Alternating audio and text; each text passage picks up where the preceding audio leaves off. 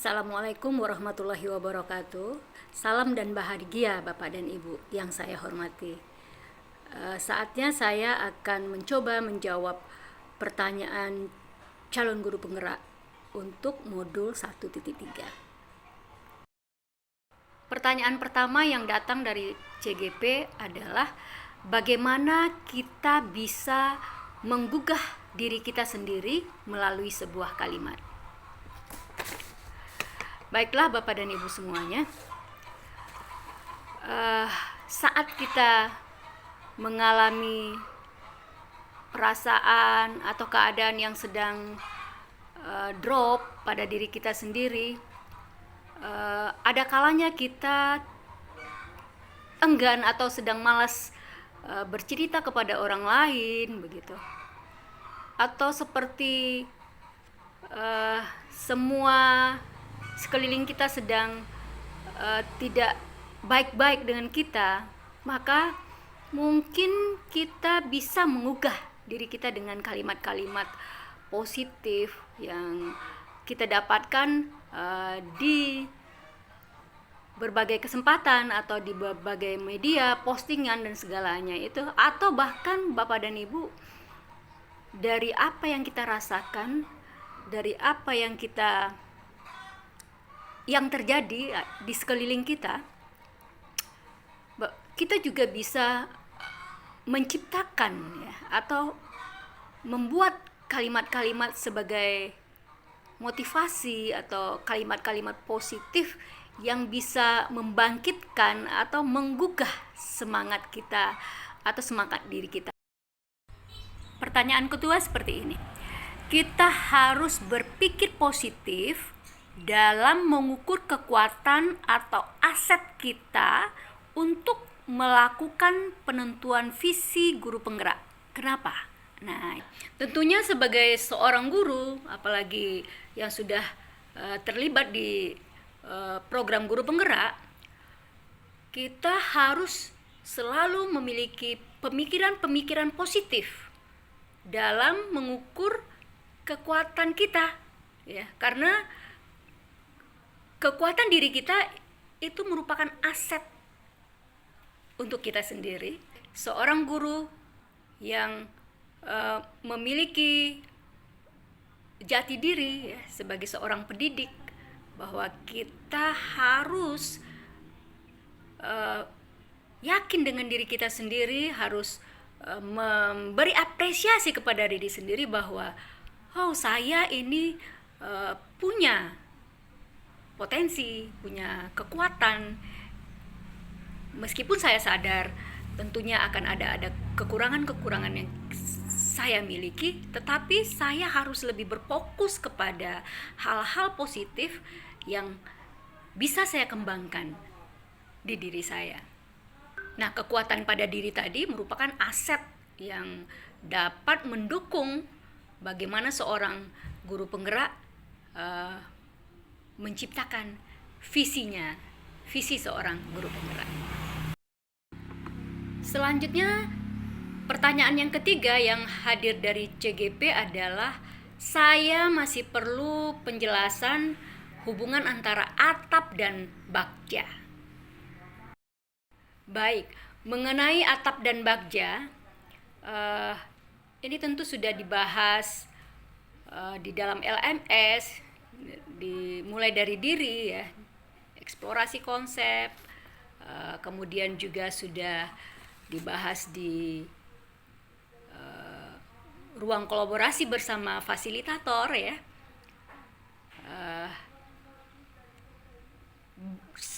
Kemudian Bapak dan Ibu juga sudah membaca modul, tentu sudah sedikit memahami tentang atap dan bagja.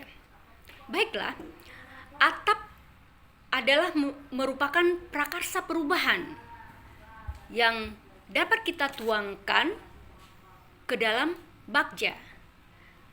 Bagja akan membantu kita untuk mewujudkan atap atau prakarsa perubahan tadi.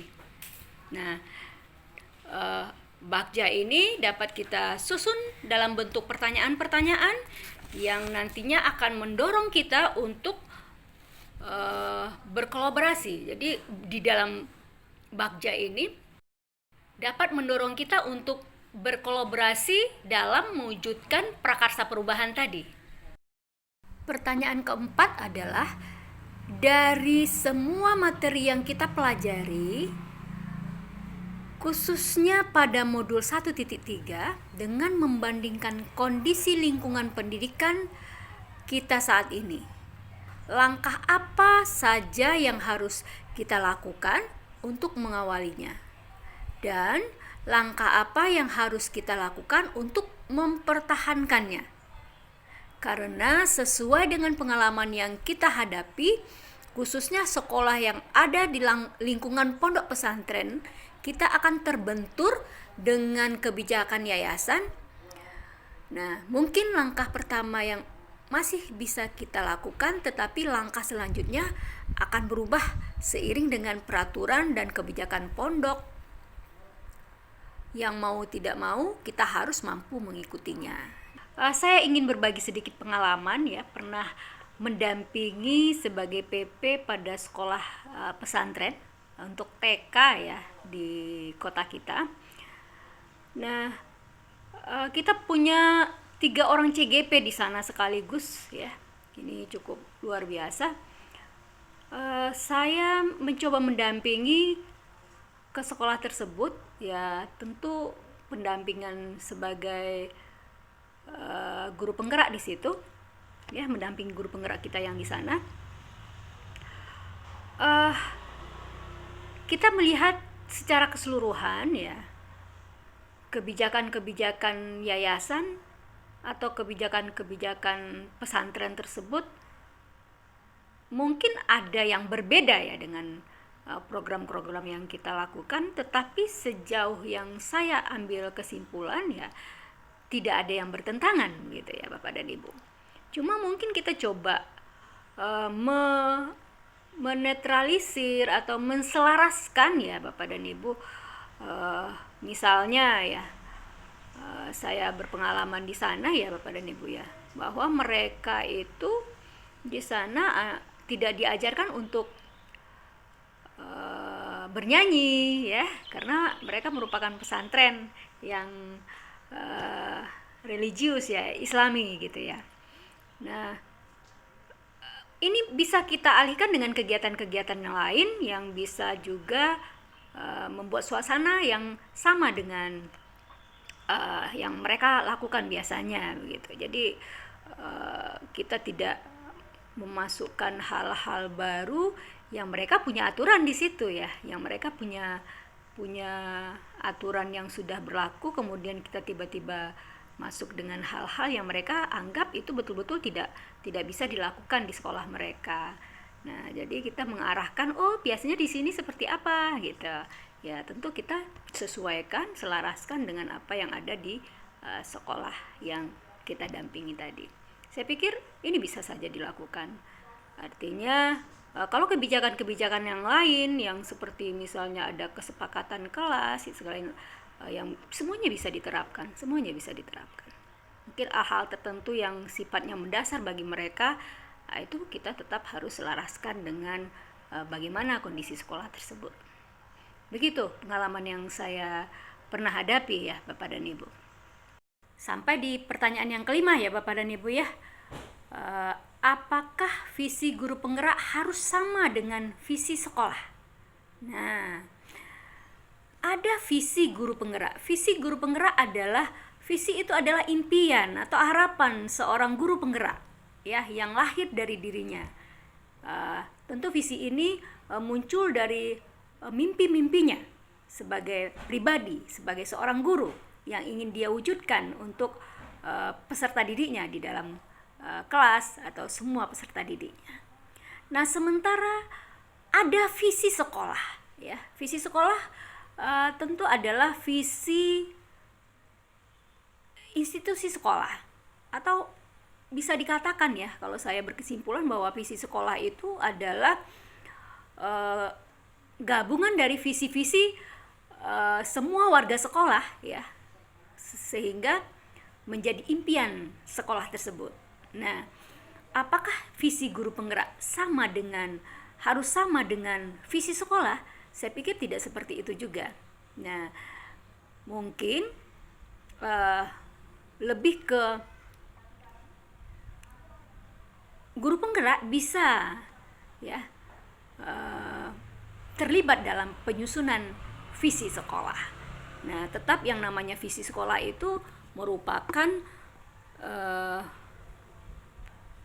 hasil dari musyawarah sekolah ya, hasil dari kolaborasi semua warga sekolah yang menghadirkan sebuah visi sekolah.